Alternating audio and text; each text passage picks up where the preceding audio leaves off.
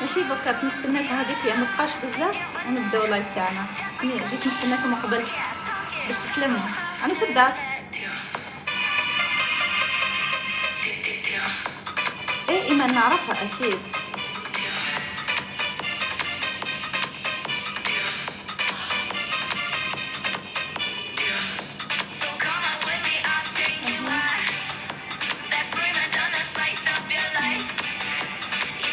نبداو انترنو خير. ايه نتمو قبل بيناتنا.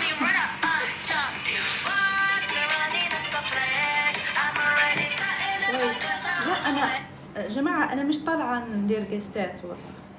لا مش طالعه نعمل جيستات. انا عندي امورات حبيت نوضحها قبل.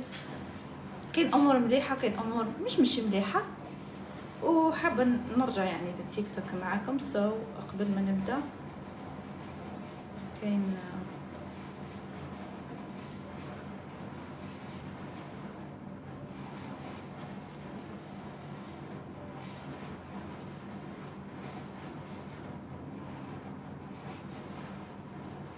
دقيقه برك نحكي مع الطفله. لا راني في الجي.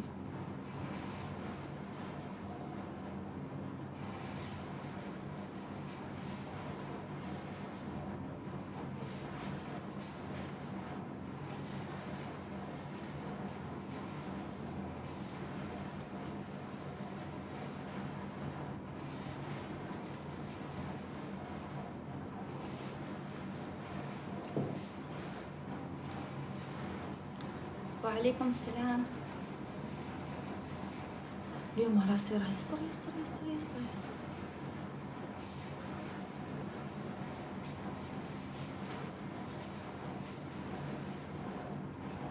ناس الجلفة الله يسعدكم.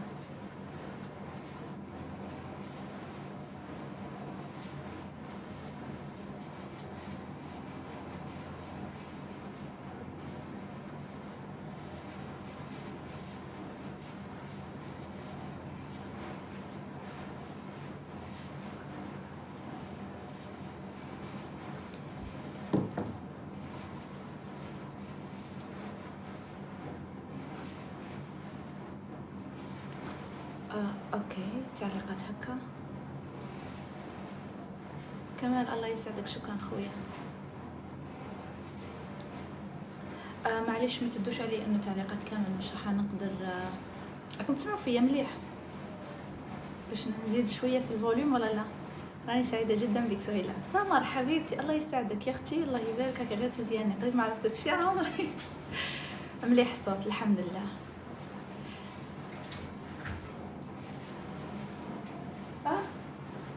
كليماتيزور دوك سامحيني عندي اختي راهي هي جايبه دوك نديرو سايلنت. صاي شي هكا خير. فوفو روحي خرجي لايف. روحي خرجي.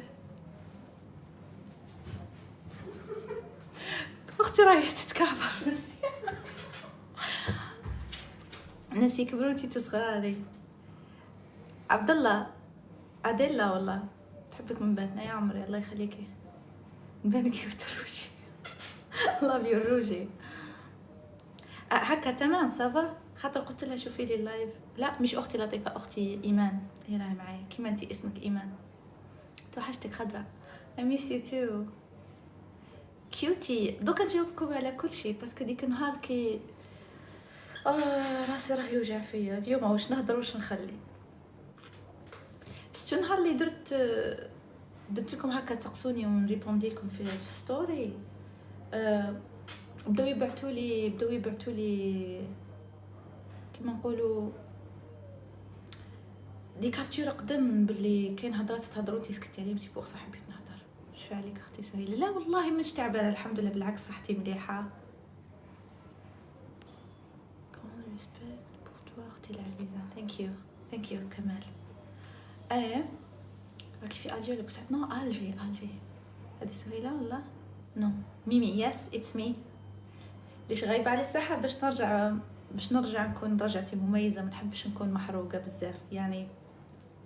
بون هي هذه زعما زدتها برك. كاش اللي ما يحبش يبان كاش اللي ما يحبش يظهر يكون ديما متواجد. لكن كيما نقولوا الفليشه باش تطلق مليح لازم تجبد مليح. لازم يرجع اللور مليح. دونك فوالا هذه هي. صبروا اختي ما باليش شدت لي الكافي تاعي. هكا طفيت كيما هي. هذه جبتها اليوم خصو على بالي حتى تطلع لي سخانه من الزاحف. ساهو احكي لهجه. لا دوكا انا اثرت عليا اللهجات، اثروا عليا خاطر راني سنين وسنين وانا بعيده ما يشوفوكش. درتي لي كتاجرتي، درتي لي قهوه جديده. او ثانك يو. شوفوا هذه قالت لي اختي فوفو والله قالت لي خليها قدام مره على مره نجي نهوي عليك باسكو على بالي تقلقي. شوف ما هي ما تبدلتش لهجتي بزاف يعني بارابور الناس اللي تضربهم نسمه الجي برك يبداو يقاقوا، تضربهم نسمه الغرب يبداو واه فهمتوا. الحمد لله لهجتي واضحه بين وبين. كوني انا بالك من كان عمري 14 سنه وانا نتحرك، من 16 سنه ديجا خرجت كاع. دونك راني مليحه مازالني شاده في اصلي. شوفي جبت لي بتيه تاع قهوه فوفو خفيفه واقيله، هي تحبها خفيفه. فوفو بنينه. I love you thank you فوفو. درتها خفيفه بزاف. my sister I جات خفيفه بزاف. شوفي شتي تاعي تاع القهوه تاع الحديد، ديري في الصفايه ديري زوج مغارف تاع قهوه ماشي معمرين بزاف بصح معمرين. صحي. I love you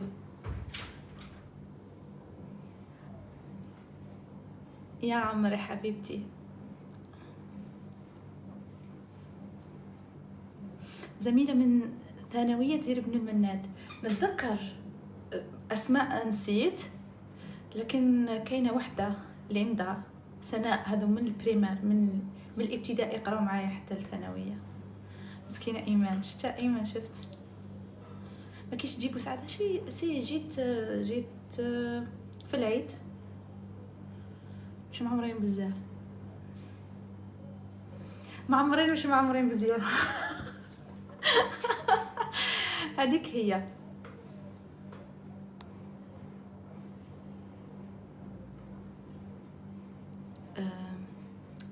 فوبيا اسحاق وش بيه انسان هايل ما شاء الله، نعرف عليه غير الخير وصديق ابن خالتي. دونك ربي يوفقهم ان شاء الله. ساو شعري خفيف وباش تنصحيني انا. شوفوا انا كيما نقولوا راح نتبرأ من اي حاجه، لكن هذا تجارب شخصيه. السدره وتحطيها على لاغاسين. اوكي انا نستناكم حتى تكون الساعه 10 باش ندخل في المواضيع اللي فتحت على جالها اللايف، لكن نحكيكم دوكا هكا ابيبخي. السدره كتخلطيها مع الزيوت، وقبل ما تخلطيها مع الزيوت ديري لها اكليل الجبل في ماء، ديري لها انا ندير لها القرنفل، ديري لها بزاف امورات، ومن بعدها تصفي هذاك الماء ديريه مع السدره مرحيه مطحونه مليح، وتحطي لها شويه زيوت لخاطر ناشفه بزاف السدره، وتابليكيها على لاغاسين تاع شعرك. انا صراحه سقسو نقول لكم شكون تسقسو اخر مره خدمت عنده شعري وكي عاودت رجعت ليه البارح قال لي شعرك ولا قوي بزاف، قال لي ما شاء الله شعرك ولا شباب. تعبت اختي بالعقل صارت يدوال نطيح لهم في اللايف هنا يحكموها لي كامل. فدوك نكمل لكم. كنت نحكي لكم على في اي بي صالون في اي بي تاع شراقه. كي رحت ليه واحد المره قلت له باللي شعري راح نعالجه، كان هنا طوال حتى لهنا، رجعت له هاد المره طويله لهنا، عجبه بزاف. قال لي واش درتي؟ قلت له فوالا ها واش درت. قال لي ما شاء الله عليك، حابه نتواصل معك خاص ساهو.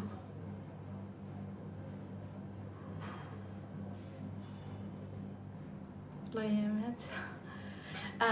اهم حاجه ما تذكروا لي حتى ناس براويه هنايا. بون ماش نحكي على لي زارتيست نو، اني نحكي على زملائي اللي كنت نعمل معهم، يعني كنت معاهم في ستار اكاديمي وهكا. فخلاص راهم خذاو حياتهم وخذاو طريقهم، ما نضلوش كل دقيقه نفس السؤال. اي قريب العشرة. اليوم مانيش طالعه لكم وحدي في اللايف، اوكي مش راح نطلع جاست ومش راح نطلع كيما نقولوا تشالنج مع حد. بصح عندي ابل مع شخص كيما نقولوا حرفي في المجال تاعو، انسان عنده اكسبيريونس كبيره. لا خلونا نحكوا بلهجه بيضة شوي، ما تبداش تقول بدلتي اللهجه. كاين اخواننا من العرب لازم يفهمونا. في شخص يعني الحمد لله راح يكون معايا دوكا بعد حتى نص ساعه هكاك نتصل به لانه اتفقنا على الموعد. راح يحكي بصفه قانونيه كونه محامي ما شاء الله عليه مخضرم، وعنده تجربه كبيره في المجال تاعو.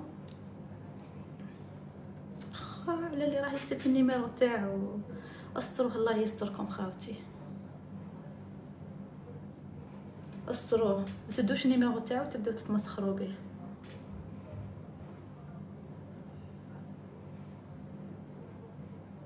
خاه نندب. فهموا السيد مسكين، قولوا له بلي راك لايف قولوا له ما تزيدش تبعت النيميرو تاعك. ايه مسكين غاضني والله، يغيضوني على بالهم. شو انا نقعد نسطر فيهم وهم يقعدوا يفضحوا في رواحهم.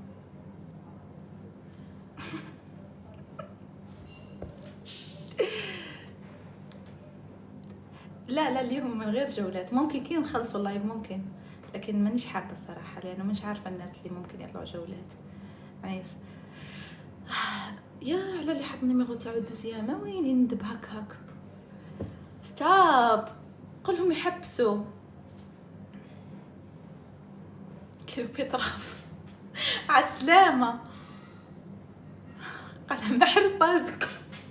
اسمع شحال قديمة الابليكاسيون هادي على الايمو. قالك طالبك على الايمو يا زاد هذا حط. لا تعيشوا. لا والله.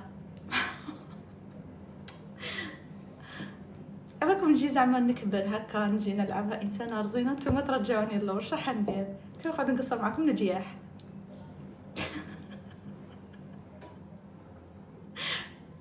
لا السيد الاولاني صح حط النيميرو تاعو من قلبه مسكين.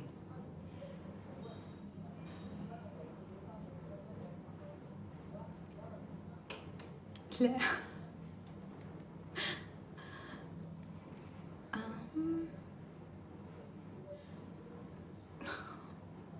عباكم ما شاء الله لي كومونتير راهم يطلعوا. انا تعرفوني بلي ما نشوفش مليح، بالكم يتلوينا. بالكم تقولوا بلي سهيله هي تتكسل علينا وماهيش حابه تقرا لي كومونتير. والله كونسيبت كامل نقرا لي كومونتير تاعكم. ما شاء الله لايف او بدا يطلع، خلوه يطلع مليح. هذيك هي. انا نقول وين شايفتها شتي تبدلت كبرت صاي.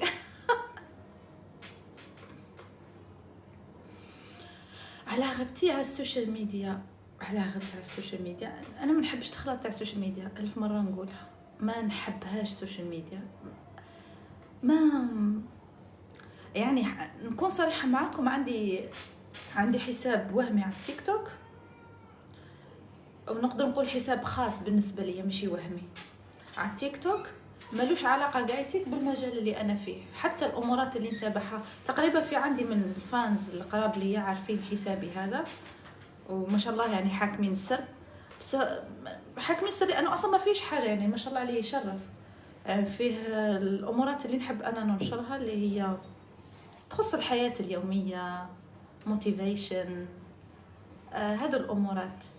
دونك ماهوش الحاجه اللي بصح نحس روحي ماخذه راحتي فيه اكثر، ننشر فيه اكثر من حساباتي تاع الخدمه اللي هو تاع سهيله بلاشا.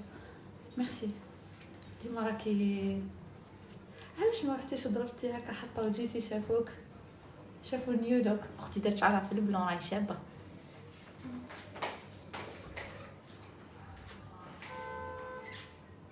بنينه. هذا الشوب تاع جارتي ساره بنت اشواق، ديديكاسيو ان شاء الله يكونوا معنا في اللايف. طايح اكثر من نايض. هذيك هي ديما تجيب لي لاتيزان. كنت مريضه الايامات اللي فاتوا بزاف مريضه. مسكينه كانت دائما تسقسي عليا. راني في الجي يا جماعه، مش داخله نعطي وصفات، داخله نحط نقاط. اي لحقت 10 ويلكم هلو ايفريون. على بالي دوك يجوا كامل كي لحقت 10.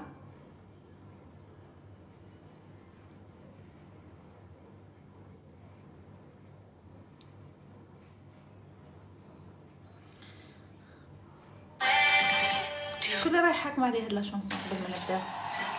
توحشتها القيصه، يو توحشتها حمتي.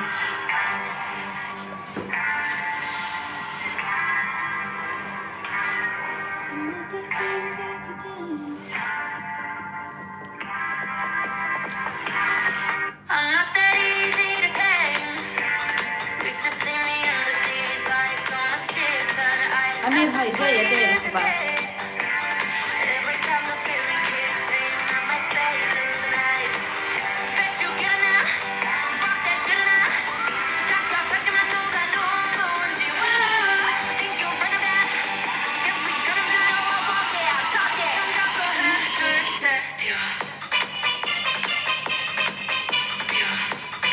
طول شعري الاكستنشن حبيبتي.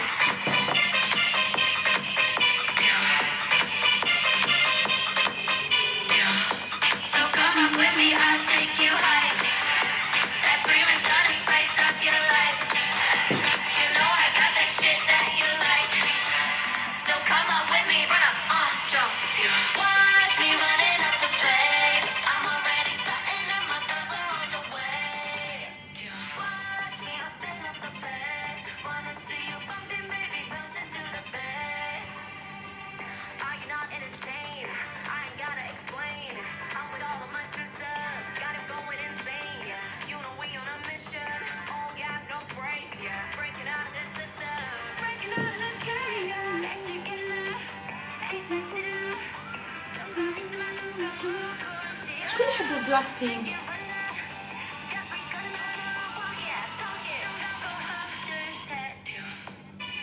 $1 million.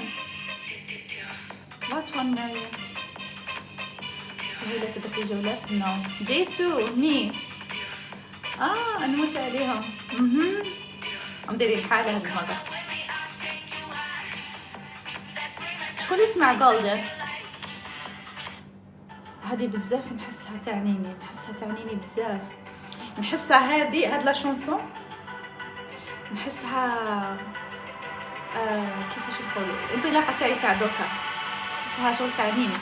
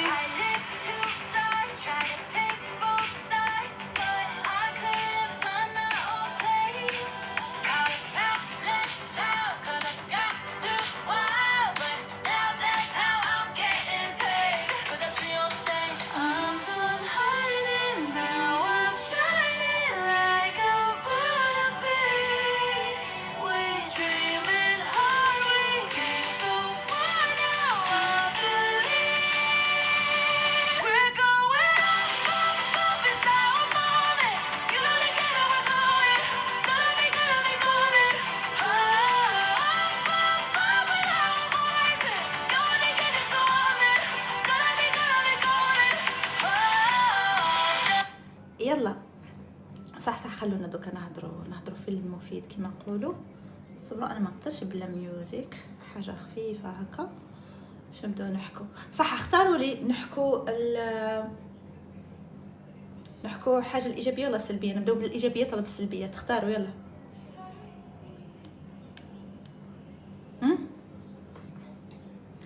اختاروا لي الايجابيه سلبيات. يا ربي الناس السلبيه قرعيت.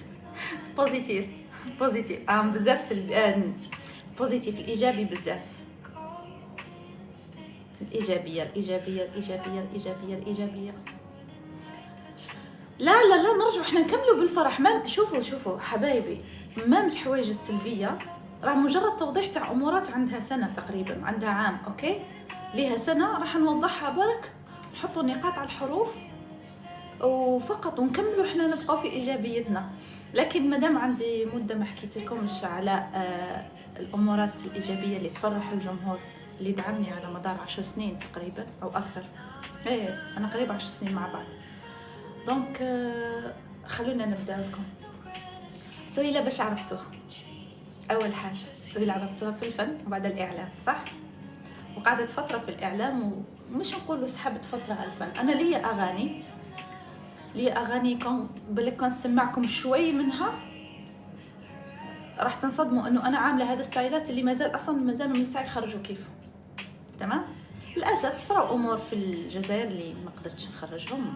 كمان انا راني نخبط وحدي، يعني انا مانيش انسانه اللي نحب نمشي بالمعرفه ولا نحب وحدي يعاوني. ماذا بيا نطلع روحي بجمهوري راه معايا، من بعد رب العالمين يكفيني كل شيء، مش محتاجه يعني مساعده الغير. في نفس الوقت مش حابه حتى واحد يوقف لي في طريقي، لكن الحمد لله عاودت من بعد انقطاع فتره طويله مع شركه لايف ستايل لاسباب بزاف يعني ما نحبش نحكي هذه الامورات. الواحد كيبقى كيما نقولوا كيبقى حاكم قدره، فهمتني، في الخدمه كيبقى الانسان يحكم قدره مع الناس. ما يسمعوا عليك حوايج سلبيه الا ويجي الوقت تتوضح الفكره. سي بوغ انا نسكت دايما، والناس يقولوا لي علاش تسكتي على حقك.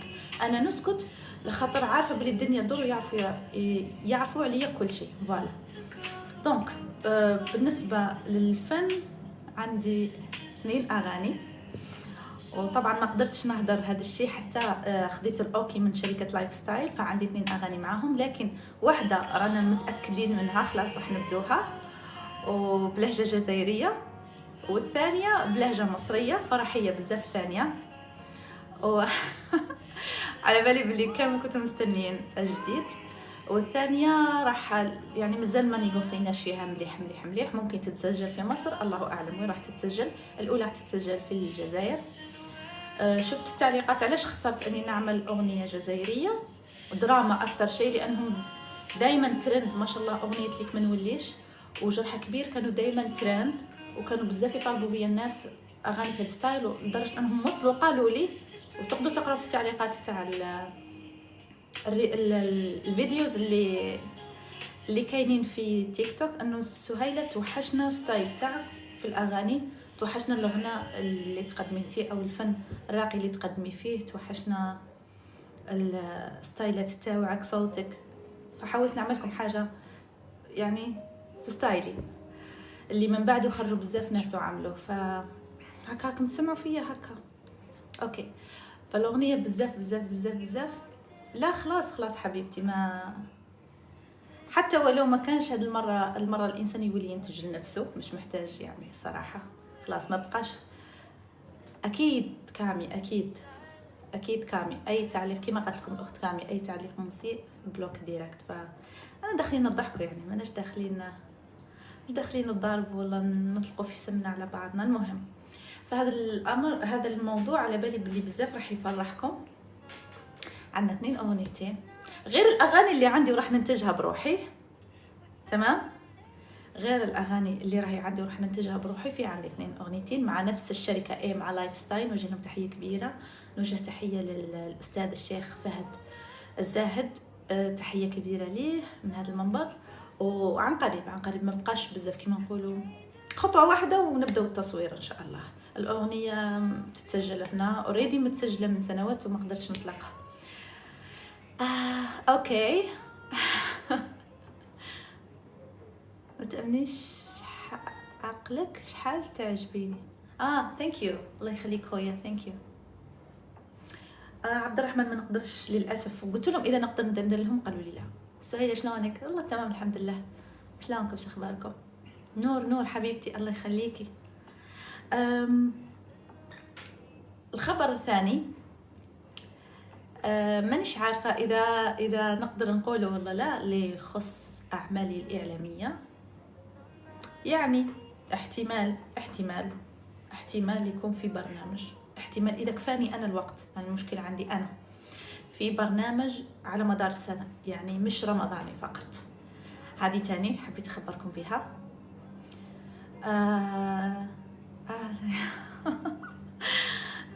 الاخبار الثانيه اللي انا متحمسه لها وكنت حابه اصلا نحكي لكم عليها، لا ماشي سوى قهوه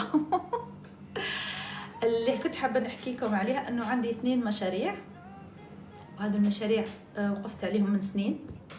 واحد لسه جديد، وواحد وقفت عليه من سنه تقريبا يعني، لكن كان في بالي من سنين وما كنتش عارفه كيفاش. سهيله جارتي يا عمري، ما كنتش عارفه كيفاش نبدا المشاريع. كوني انا انسانه كنت نحب نكون بزنس وومن، وقدر ربي انه وصلت للشيء اللي كنت حابته الحمد لله بفضل الله.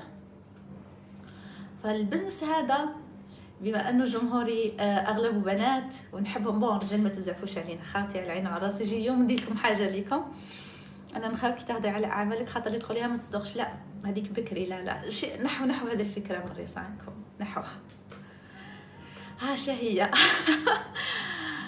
الله يبارك فيكم. الأولى أنه عن قريب يعني في الاثنين عن قريب، لكن الأولى أنه راح يكون في علامة تجارية خاصة بي تخص الكوسميتيكس للبنات. أي شيء كنت نحب يكون عندي متوفر ملي كنت صغيرة وكيفاش كنت نتمناهم، هذه الأمور راح نوفرها لكم. فبقى تقريبا يا ربي شحال بقات هكاك سمانه راح تشوفوا كل شيء. يس براند سابين براند خاص بالكوسميتيك، خاص بمواد التجميل، مساحيق التجميل، وراح يكون لا اوت جام، حاجه يعني مش حاجه عاديه. بس رجال والله مع الوقت، اصبروا عليا رجال مع الوقت البنات على بالي تحمستوا بزاف كيوت ديجا قدامي انا الاولى نشري منتجات حتى لو لا ان شاء الله تعجبكم. انا صراحه نسحق رايكم الحقيقي. المنتجات هذه راح اخيرا راح نضطر انه كل يوم نولي نبارطاجي لكم لي فوتو، كل يوم نتقرعيش وكل يوم كل شيء. الله يبارك فيكم.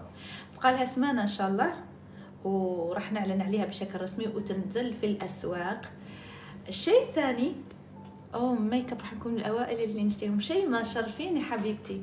الميك اب مازال مش يعني هي علامه تجاريه، راح نبداو ننزلوا بالحاجه. الميك اب تقريبا ثاني حاجه الفونديشن وهذه الامور، لانه صراحه انا حساسه جدا من امر الفونديشن ونستعمل فقط لا اوت جام، فما جاياش انه انا مثلا نستعمل منتجات عاليه الجوده في الفونديشنز والميك اب ايتو، ومن بعد نروح انايا نطلع لكم منتوج ما يليقش بجمهور عظيم كيما نتوما. دونك لازمني حاجه نديرها لكم في نفس المستوى هذاك وباسعار يعني اوكي جاني نوتيفيكاسيون دقيقه، وباسعار لازم تكون مليحه يعني. لايف هذا تاع ساعه اخي. اوكي تيرن اوف. اوكي دونك انا نشريهم لي يا عمري، نبعث لماماك امير خويا ثانك يو والله، كل شرف، الله يخليكم. انا لا شاب وانتي بالله شاب. ايوه عايشه البعونيه المتوسطه اللي قريت فيها. مساء النور. خلونا نكملوا. فالمنتجات هذا وقف عليها فريق كبير نوجه له تحيه كبيره، تعبنا عليه لفتره طويله، عملنا استراتيجي مليحه، ماناش نازلين للسوق كما نقولوا باش هكا بركو نهربوا، لا احنا نازلين ان شاء الله باش نبقاو مستمرين للمدى البعيد ان شاء الله. ان شاء الله نكون عند حسن ظنكم. مازال البدايه، منتوجات كل مره نهبطوا حاجه جديده. البنات السهلويات راح ندلعكم من جوائز، من هدايا، من منتوجات. ممكن نختار كل مره واحده ونبعثوا لها بوكسات تجربهم. يعني انا مش شرط والاعمال في التمثيل كاينه بس كان عندك امكانيات كبيره، لا التمثيل لحد الان كان فيه وما حكيتش عليه، كان فيه وما نعرف، كان في كي كنت في تركيا جاني عرض لكن مانيش متاكده منه، باش نكون واضحه معكم. اوكي خلونا نكملوا على الموضوع تاعنا باش ما نشتوش. المنتجات التجميليه هذه كما نقولوا حبيت انها تكون اكثر حاجه تخليني نتواصل مع جمهوري البنات، يعني لانه كوني انا انسانه يعني تربيت في وسط البنات، خياتي البنات وهكا، دونك دائما نحس روحي باللي نحب نتجمع معاهم، نحب نشوف تعرفوا الفيرني كيف الميك اب كيف اللبسه كيف دونك هذه تاع اللبسه دوك نرجعوا لها، فكروني فيها، فكروني تعيشوا. يلا خلوني نكمل. ف المنتجات هذه حبيت نكون كما نقولوا اللي نقدر نوصل فيها للبيوت النساء الجزائريات او العربيات الطريق السهل كما نقولوا. فاي تعليق يخص اي منتوج فيما يخص شو اسمه الكوسميتكس منا لقدام، تاكد تام انه راح اكون مرحبه به وفاتحه قلبي لكل حاجه، وانا راني منكم قاعده نتعلم باش نقدروا نديروا حاجه تشرف حتى بلادنا. يعني كي يقولوا جبنا هذا المنتوج من الجزائر بعيدا عني انا كشخص، لانه كيما كاين ناس يعرفوني بزاف، ناس كاين ما يعرفونيش. دونك ديري لنا مسميات اويلي، لا ما على باليش، شوفوا معليك. فوالا هذه هي. فانا نحتاج شهادتكم، نحتاج رايكم. بقينا نشيطه لانه زمن السوشيال ميديا صحيح اكيد. فانا ما حبيتش نكون في الميديا بلا والو، ما نحبش نكون بلا والو. يلا فيما يخص المشروع الثاني، المنتجات تاعو اللي يديروهم غير لي ذوقها جدا رفيع. اشواق جربتي انتي؟ اسكتي ما تقولي والو جارتي. اشواق اسكتي وتهضري والو. ليسونسيال اخي كي طلعتي كاع قالوا لك واو. اسكتي ما تقوليش شنو هي الحاجه هذه، اسكتي. اوكي الله يخليكم كلكم على عيني وراسي، ربي يخليكم ان شاء الله. نروحوا للبروجي الثاني، المنتجات الاسبوع الجاي ان شاء الله، الاسبوع الجاي. ومن بعد ان شاء الله مع الوقت ندير لكم فقره هكا مع الايام الجايه كيف حتى بديت المشروع هذا، لانه دوكا حنحكي لكم ثاني على المشروع الثاني اللي حبيته. بيان سور اصبروا حتى نشوف ايه والبري. لا مش والله نورمال. ايه يس اوكي. هو تاني بزنس. ليش كانت شخصيتك ضعيفه؟ لانه كانت شخصيتي ضعيفه، لانه ما كانش عندي اكسبيريونس مع الناس. اما دوكا يلا خلونا نحكوا عن المنتجات الثانيه وبعدين نرجع للامور الشخصيه، لانه بعد شوي راح نتصل بالاستاذ.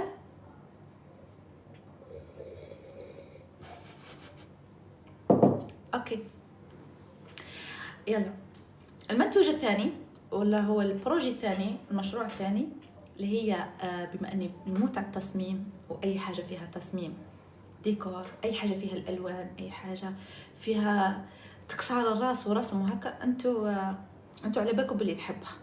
اوكي المنتوج الثاني هو accessories باي ساهو كوليكشن. يعني راح تنزل لكم كوليكشن كامله من لي زاكسيسوار اللي تتألقوا به يا البنات، واللي تلبسوا في عراسكم وفي افراحكم في خرجاتكم في يومياتكم. دونك هاد الاكسسوارات راح تكون يعني نكرييها انا، يعني نقعدوا ديجاني رسمه نسيتها في البيرو للاسف مع الفريق. فالاكسسوارات تشوفوا فيها اكشن بزاف.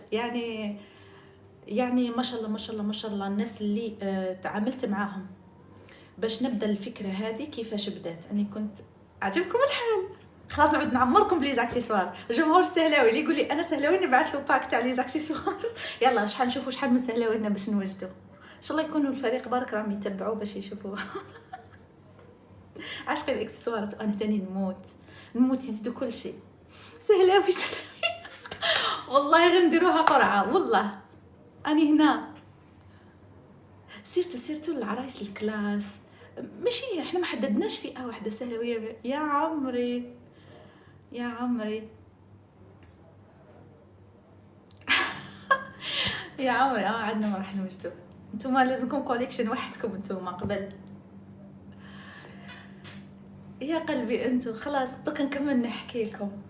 الاكسسوارات هذه كي بديتها انا ما كنتش عارفه صراحه، كنت ضايعه لحد ما في يوم ما جمعتني صدفه مع ناس ديجان ما شاء الله عليهم وربي يحفظهم ان شاء الله وربي يقدرهم. يعني تقدروا تقولوا ولاو عيلتي الثانيه، لخاطر بزاف هما ناس ما باش نجيب فايت 100 راس المال كملت. نبعث لك انا من عندي اختي. قلت لكم السهلاويين انا نتهلا فيهم، انا نضرب عليكم. تسوي لك وحشه من ليبيا عمري، اهلا وسهلا. فنكمل لكم الاكسسوارز هذوما. درتهم على جال كي كنت قاعده شغل بعد ما بديت المشروع تاع الكوسميتيك. قلت انا لازم نعمر المشاريع، لازم جمهوري اللي صبر عليا، لازم الناس اللي صبرت عليا، ولازم غيابي هذا نبرره بالشغل. ما نقدرش نجيكم نقول لكم كنت غايبه راقده، والله غير كنت نتعب، والله غير كنا نحيروا. لكن الاكسسوارز هذو قلت لك تلاقيت مع ناس ربي يحفظهم، وهم بالصدفه لقيتهم هم عندهم سوسيتي، يعني الشركه تاعهم تقدروا كيما نقولوا شتو واحد يكون عنده راس مال مثلا وضايع، مش عارف وش يعمل، مش عارف وش يدير، مش عارف منين يبدا. انا كنت هكاك واكيد مش شغلي يعني.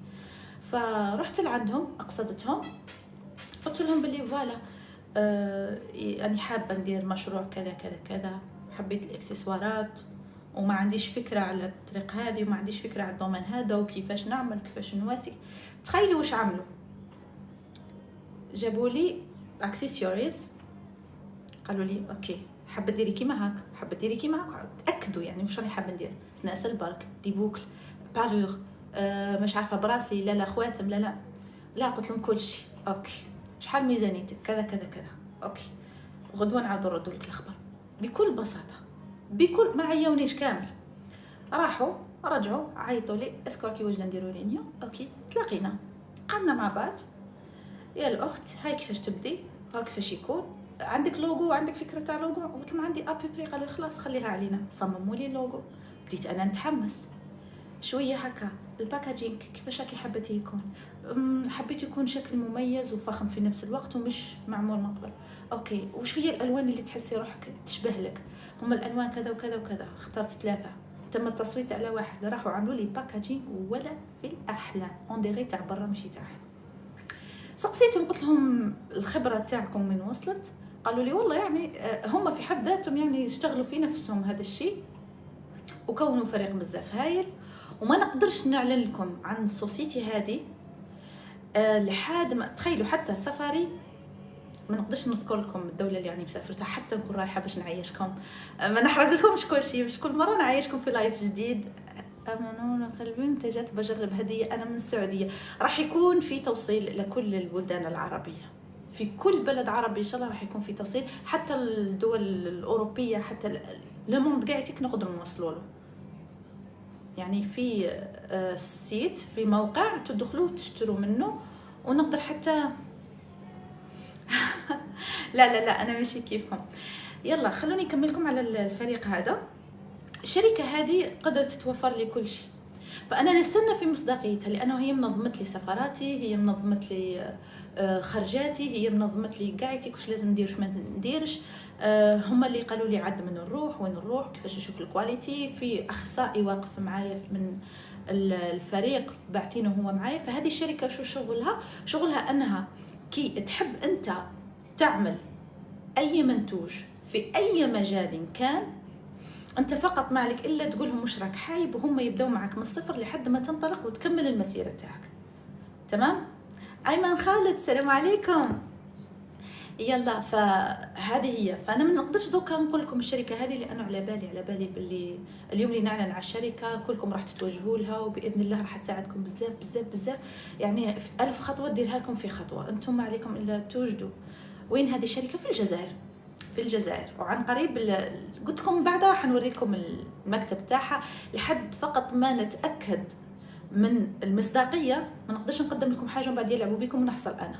لحد ما نتاكد من مصداقيتهم وصح نسافر ونسفركم معايا وتشوفوا، وبعدين نشوفوا الخطوات الجايه، لانه راح نعيشكم الاكسسوارز، راح نعيشكم ستيب باي ستيب، خطوه بخطوه.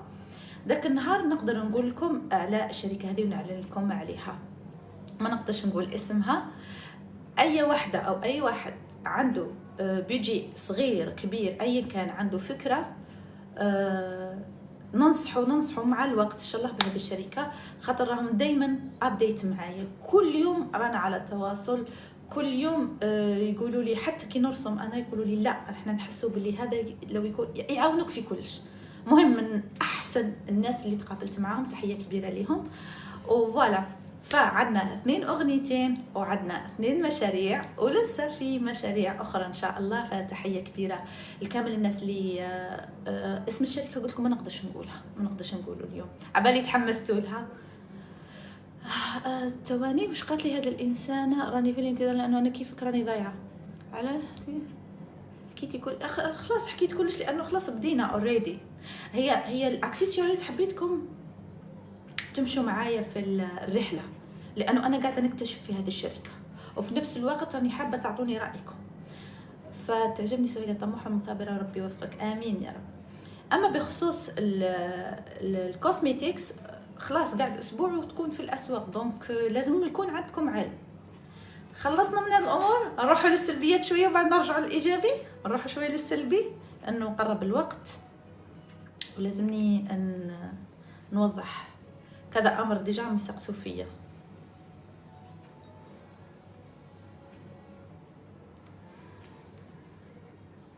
لا الاغاني جزائريه ومشرقيه.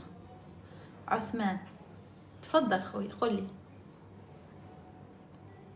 الشركه ولا شراكه؟ الشركه يعني حتى الشركه تاع الكوزميتيك مازال مش راح نعلن اسمها. اما الاكسسوار ساهو كوليكشن، لانه كوليكشن created by me، يعني انا درت فيها كل شيء. لكن هذه الشركه اللي لجأت ليها هي بدات معي من تحت الصفر، بدات لي كلش.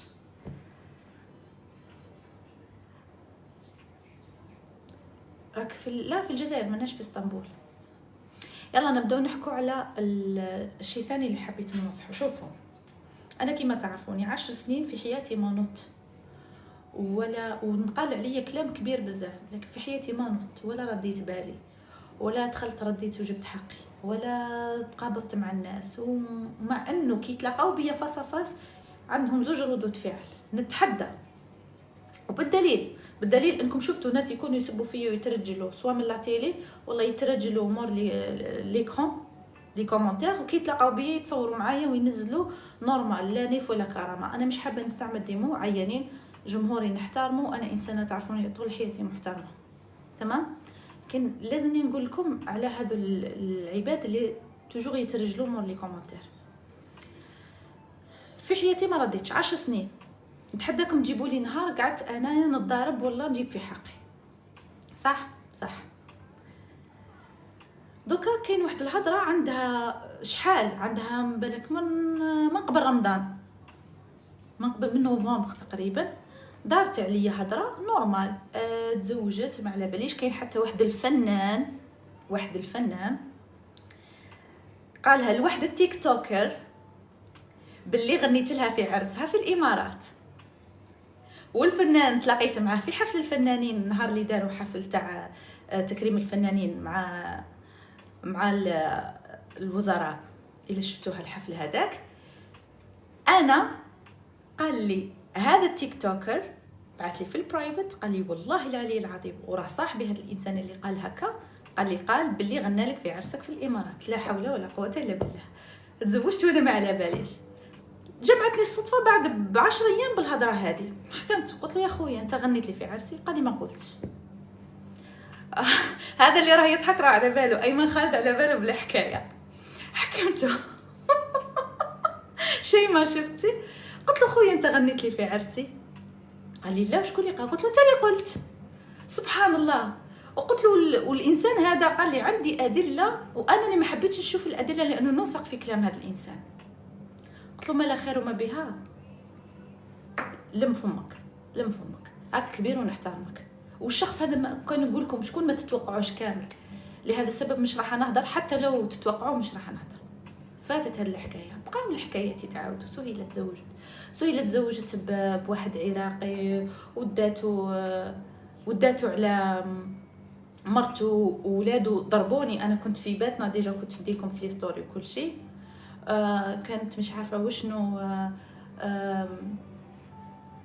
ضربوها. سهيله تزوجت بليبي، سهيله تزوجت ببليدي، يا عباد ربي، هل الزواج هذا عيب حتى نخبيه؟ اسك الزواج عيب نخبيه؟ داروا لي عرس بلا عروسه وبلا عريس. اسك الزواج حاجه عيب نخبيها؟ اسك ما تفرحوليش لو كان نجيكم نقول لكم لقيت الانسان انا غنيت لك في عرسك حمزه. شوف الواحد راه ديجا بدات تطلع له الحمى، غير خليني عاقله. يسهل الحمد ربي. اشاعه تاع الزواج سيت المسانيه والله، غير قالوا امور واحده اخرى. اي قلت لك لو كان اقتصر الموضوع، والدليل انا عندي الصفحات اللي قالوا زواج والله نورمال، ما هدرتش عليهم وجامي جبتهم. انا غاضتني كي قالوا لا سرقاتو على راجلها. بون دوك نقرا لكم كالكو ستوري اللي راح نعيط للمحامي، لانه رفعت ان شاء الله اليوم تسمعوا بودنكم المحامي واش راح يقول.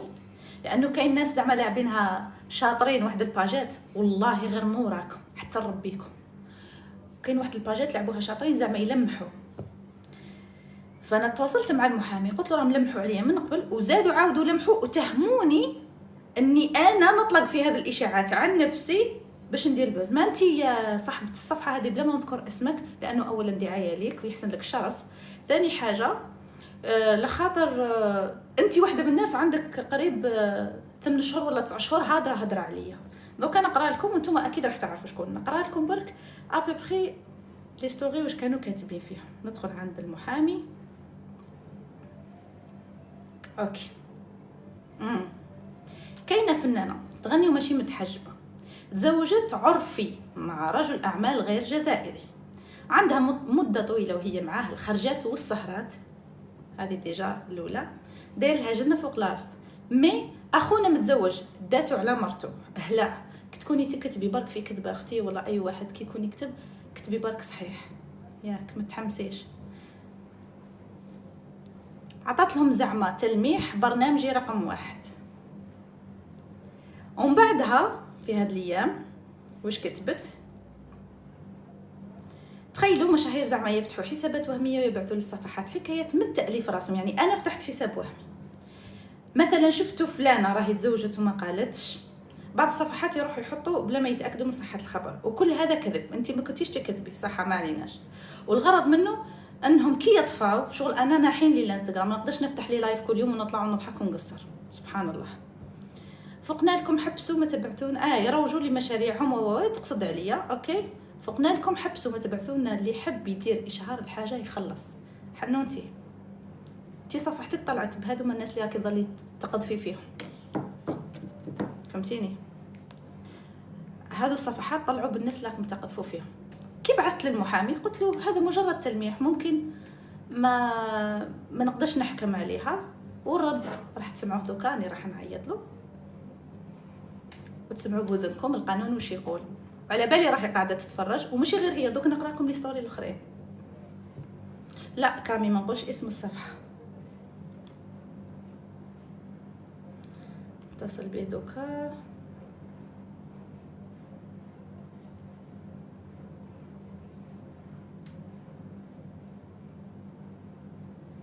يلا دوكا يتصل بيا. فنقرا لكم ستوري ثانيه لحد ما يرد. هو الوقت شوي متاخر لكن انا قلت له ممكن نطلعوا كيف. كاين صفحه واحده اخرى سهيله صاحبه كذا كذا كذا كذا كذا، يعني حطت سهيله بالله شبه الاسم واللقب ما شاء الله عليه واثقه من روحها. بزاف صفحات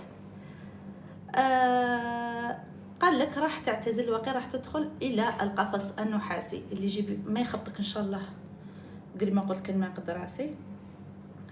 هذه ثاني صفحه اللي رفعت عليها قضيه وكاينه صفحه ثالثه. فنبشرهم باللي ان شاء الله هذه الايامات راح يتم التواصل معهم من اطراف معنيه ويديروا لكم حد لهذا الموضوع. لخاطر انا سكت بزاف، هي الغلطه تاعي انا اللي بزاف نسكت ونقول معليش اميتوا الباطله بالسكوت فوتوا على الحكايات ولا لا ما كانش.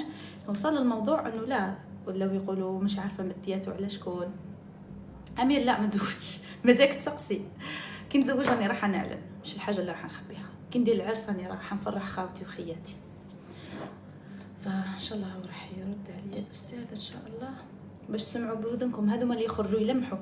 وشوفوا نقولها لكم الله يخليكم اي صفحه قالوا طلقت قالوا جبت ولد قالوا حوايج والله يكون مش نقادركم ونحشم منكم غير تسمعوا العجب المعجب.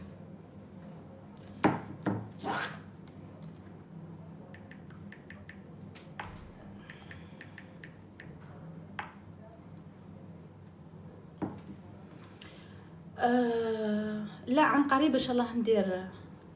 لا مانيش مخطوبه صبروا مازال. مازال دوك نحكيكم على الصفحات. مازال كاين حتى ما نقولكمش مشاهير لانه تقدروا تقولوا والله ماني حابه نهضر في الناس. انا دقيقه خلونا نكمل مع الاستاذ.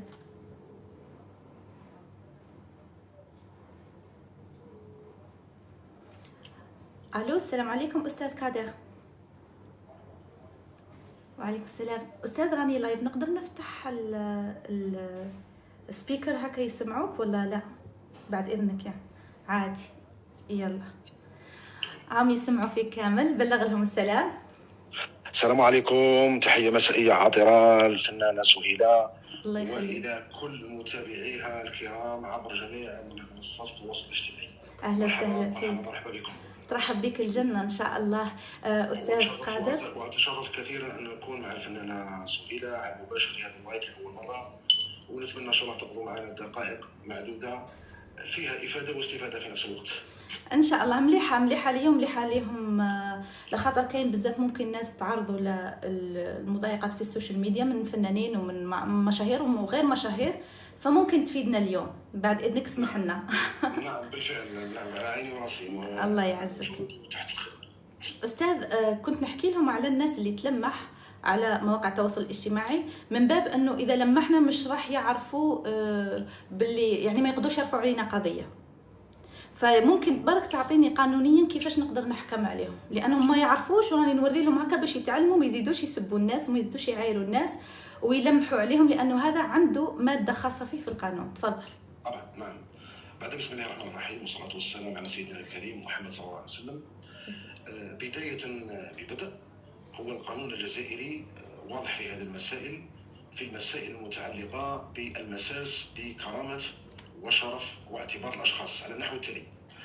طبعا وسائل التواصل الاجتماعي كل يوم في تطور، وفي كل مره يعني تشهد قفزه نوعيه نحو التطور، خاصه مع الذكاء الاصطناعي وما شابه ذلك. القانون الجزائري طبعا لم يبقى موقف المتفرج او المشاهد فيما يحصل حول العالم وما يحصل عبر القضايا المتعلقه بشبكه الانترنت والشبكه العنكبوتيه ككل. القانون الجزائري اوجد حلولا قانونيه لكل مساله من المسائل الماسه بالشرف وكرامه واعتبار اي فرد كان من المجتمع الجزائري داخل النطاق الجزائري. طبعا لما نرجع للنصوص القانونيه التي اوردها المشرع الجزائري، الماده 296 وما يليها المتعلقه بالقذف والسب. طبعا المشرع الجزائري وليكن في علم الجميع خاصه في الاونه الاخيره، ولما ترجعوا يعني ايام قلائل فقط سابقه، ان السيد وزير العدل السيد لطفي بوجمعه في خطابه امام مختلف الجهات الرسميه الجزائريه يذكر بالحرف الواحد ان القانون الجزائري لن يتساهل بهذه العباره ولن يتسامح مع قضايا السب ومع قضايا الشتم التي ترد في منصات التواصل الاجتماعي، وأن القانون سيقف بصورة حازمة وبصورة ردعية كل من تصور له نفسه المساس بحرية وكرامة واعتبار ونفسية الأشخاص. طبعا القانون الجزائري فسر في أمرين. طبعا جرائم القذف هذه التي خاصة تشهدها هذه الفترة الأخيرة اللي تشهد يعني تطور ملحوظ في وسائل التواصل الاجتماعي، القانون الجزائري أوجد عقوبات صارمة وعقوبات مشددة لكل من يقوم بنشر أو ترويج معلومات خاطئة وغير صحيحة أو حتى صحيحة. لأنه لما نقول صحيحة وغير صحيحة بعد راح نفصل على في منشور صحيح أو غير صحيح. قلت القانون الجزائري أوجد عقوبات صارمة لكل من يقوم بنشر منشور على أي منصة من منصات التواصل الاجتماعي معروفة وطنيا ومحليا ودوليا. هذا المنشور اللي يتضمن ربما إساءة واضحة إلى شخص معين، هذه الإساءة ما هو مضمونها؟ الإساءة مضمونها هو وجود عبارات، هذه العبارات تمس معنويا باعتبار الشخص وكرمه وشرفه. هنا كذلك القانون، علاش قلت بديت كلامي قبيل، فرق بين أمرين. قد تكون العبارات واضحة جدا، يقصد فنانا، يقصد شخصا مشهورا أو غير مشهور، يسميه بالاسم. إذا سماه بالاسم قال مثلا الفنان ذاك راهو فيه وفيه وفيه وفيه، هنايا العبارات واضحة ومباشرة، هنا تشكل قذفا. وش معنى القذف في القانون الجزائري؟ بالضبط لازم نعرفوا القذف شنو هو. المادة 296 من قانون العقوبات عرفت القذف. القذف وهو كل ادعاء بواقعة معينة، هذه الواقعة من شأنها أن تمس بكرامة وشرف واعتبار الأشخاص، يعني تمسوا معنويا، تمسوا نفسيا، ضروا نفسيا. ما نتكلموش عنها لأن القذف هو من الجرائم المعنوية. مش معنى الجرائم المعنوية؟ هي التي تضر نفسية الإنسان. صح. وبالتالي لما تكون العبارات مباشرة وتكون منشورة على أي منصة من منصات التواصل الاجتماعي، هنا يعتبر القذف موجود. تمام الأركان مبرزة واضحة، عناصر الجريمة مفعلة. المادة 296 يعني تقول يجوز للشخص المتضرر. الشخص المتضرر شكون هو؟ هو الذي كتب في حقه هذا المنشور، والذي نشر في حقه هذا المنشور على اي منصه من منصات التواصل الاجتماعي. بالمعنى استاذ سامحني قاطعتك، بالمعنى انه هذه كي لمحت عليا مش شرط انها تذكر بالاسم واللقب. لا انا جاي للفرع الثاني، هذا الفرع الاول. لما الفنانه سهيله بديت قلت كاين فرعين. القانون الجزائري قلت في القذف قال بلي لو كان يسمي الشخص قال فلان وفلان فيه معناها راه سماه واصبح هذا الشخص معروفا لدى العام والخاص بمجرد القراءه والاطلاع على المنشور. الدوزيام بارتي، الفكره الثانيه من نفس الماده في اخر جمله تقول ولو على سبيل التشكيك. هذا ما بين قوسين كما سموه حنا بالمعاني. والقانون ايش يقول؟ ولو على سبيل التشكيك. الان راح نشرح واش معنى ولو على سبيل التشكيك. مثلا شخص كتب منشور على الفنانه سهيله، كتب منشور ولم يذكر اسمها، ما دارش، ولكن انت كفنانه فهمتيه باللي عليك. بمعنى اش معنى فهمتيه؟ ولو على سبيل التشكيك، شكيتي فقط، شكيت برك. نعم، لمجرد الشك، لانه اخر فقره تقول ولو على سبيل التشكيك.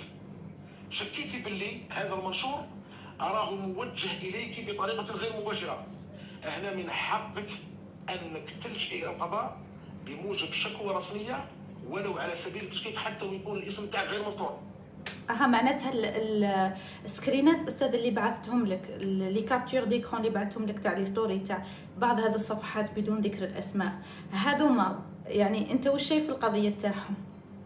صح. بعد الاطلاع على المنشورات التي اعتبرها بكل صراحه اعتبرها كارثيه بأتم معنى الكلمه. علاش نقول كارثيه؟ واسمحوا لي، ربما راهم كاينين مستمعين يسمعوا، كاينين راهم يسمعوا فيك دوكا محاضرين معك. علاش نقول منشورات كارثيه؟ انا نقول الحقيقه ونتكلم الصراحه. اولا الفنانه سهيله ماهيش من مرتدي الشبكات التواصل الاجتماعي بصفه دائمه وبصفه متواصله وغير منقطعه. صح.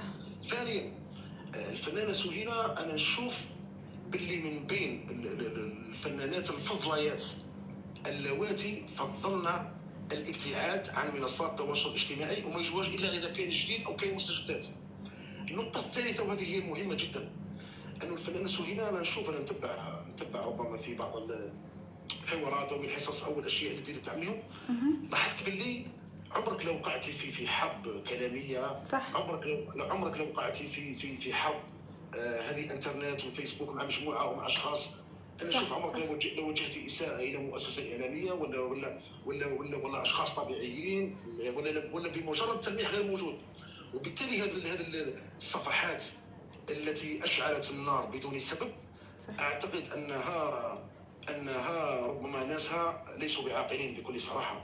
لانه الانسان لما يتصدى لك بمناشير كما هذه، مناشير ناريه، مناشير خطيره تمس بالكرامه، تمس بشرف واعتبار الناس، لانه الفنان هذا هو شخص طبيعي، راه عنده عائله تتضرر من الكلام. صح. انا عائلتي ما نكذبش عليك، انا عائلتي حتى كاين اللي نحيت لهم السوشيال ميديا.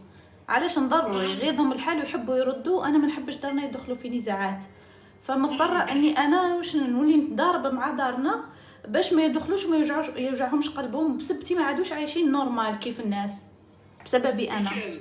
لانه الفنان حتى ويكون مشهور، حتى ويكون اشهر من نار على علم، طبعا له محيط عائلي، له انتراج فاميليال، عنده والده، عنده اب، عنده اخت، عنده فاميليا، وبالتالي يحسوا بالضرر تاعو، هو يضر يحسوا بالالم تاعو. دوك الناس اللي ما تخافش ربي الله اعلم. دوكا حسبت لهم الجزائر ما فيهاش قانون، الحمد لله يا ربي كاين مثالك. الحمد لله كاين القانون الجزائري. يعني في الاونه الاخيره اوجد ترسانه، يعني نقول ترسانه وضعوا تحتها سطرين، ترسانه من القوانين الرادعه والقوانين العقابيه التي تضع حدا لكل من تسول له نفسه المساس بشرف الاشخاص. صح الحمد لله. نعاود نرجع للجمله تاعي من حيث بدات. قلت فنانه سهيله، هذه الحرب الالكترونيه اللي عليها من بعض الصفحات، الحمد لله ماشي كاع الصفحات، ولكن بعض الصفحات وبعض الاشخاص الذين يستهدفون هذه الفنانه. يعني احنا ما شفناش هذه الفنانه سهيله وقعت في حرب كلاميه او حرب اعلاميه الحمد لله. او حرب، الحمد لله ما كانش هذا الشيء. كان من هذه الحروب اللي راه تصرى ما بين الناس، يتبادلون الشتائم، يتبادلون الاتهامات، احنا الحمد لله عمرنا ما شفنا الفنانه تاعنا تخوض حرب كما هذه والعياذ بالله، ولا شفناش ابدا. الحمد لله. ولا راح ندخل ان شاء الله. انا حبيت نرفع صراحه قضيه، ولكن انت حتى تدخلي راح تدخلي بطريقه قانونيه، الحمد وليس لله. بذلك الاسلوب. الحمد لله يا ربي. وليس بذلك الاسلوب، وليس بتلك العبارات. الحمد لله. لا ان شاء الله. وليس بذلك النمط الذي يدل على الوحشيه ويدل على العدم الانسانيه. لأن الانسان لما يقذف فنان مشهور او حتى مواطن عادي، حتى المواطن عنده له كرامه وله شرف وله قيمه امام الله عز وجل وامام المجتمع. اذا وبالتالي الان لما نقول انه ولو على سبيل التشكيك، لما رجعت الى هذا الملف اللي راه الموجود عندي، وجدت انه بعض الصفحات تقوم بالقذف تاع الفنانه سهيله بطريقه مباشره بذكر الاسم باشياء يعني غريبه جدا ولا تمت بالحقيقه باي صله. كذلك وجدت بعض المنشورات التي تفيد على انها موجهه للفنانه سهيله ولكن دون ذكر الاسم، ولكن بمجرد قراءتها تدل على انها موجهه اليه خصيصا. وبالتالي احنا القانون ثاني في اخر الماده اللي ذكرتها سابقا، الماده 95، يقول لك في اخر الماده وفي اخر الجمله يقول لك ولو على سبيل التشكيك. وبالتالي المستندات الموجوده لدي كلها ثابت بموجبها جريمه القذف وجريمه السب لاصحابها الذين قاموا بالقذف والنشر عبر وسائل التواصل الاجتماعي. واضيف باش المستمعين يفهموا جيدا، الان الوزير العدل مؤخرا منذ حوالي 15 يوم ولا 20 يوم امام البرلمان ذكر على انه القانون لن يتسامح مع الناس هذو اللي يمتهنون، انا نسميها مهنه، يمتهنون ممارسه التشهير وممارسه القذف والاساءه للاخرين، خاصه ركزوا لي على هذه، خاصه عبر منصات التواصل الاجتماعي. لانه فرق ما بين تقذف انسان ربما شخصيه بسيطه او مواطن عادي وفرق ما بين تكتب منشور على شخصيه مرموقه وشخصيه مشهوره ربما عندها انت راكي ربما في 4 ملايين سهيله متابع. لا 2 مليون على الانستغرام والفيسبوك وهكا كتلمهم يجوا هكاك. نعم. وبالتالي عدد المتابعين ما شاء الله. الله يعزك. شكرا. لا وبالتالي هذا القذف وهذا السب وهذه الوقائع المسنده اليك والتي لم تكن صحيحه اطلاقا، احنا لازم الفنان يوقف موقف المدافع عن نفسه. انا الدفاع عن النفس كيف يكون؟ ما نشرح نزو سيفه وروح الغابه نشرح، لا، كاين اليات وطرق قانونيه اوجدها القانون. من بين اليات انه الان باعتباري انا كمحامي وكدفاع الفنانه ساقوم طبعا بتحرير شكوى جزائيه الى السيد وكيل الجمهوريه المختص اقليميا بموجب هؤلاء المنشورات، وباش تسمعي الفنانه المحترمه ومتابعينك الكرام، ربما انا طولت عليكم شويه سمحوا لي. معليش.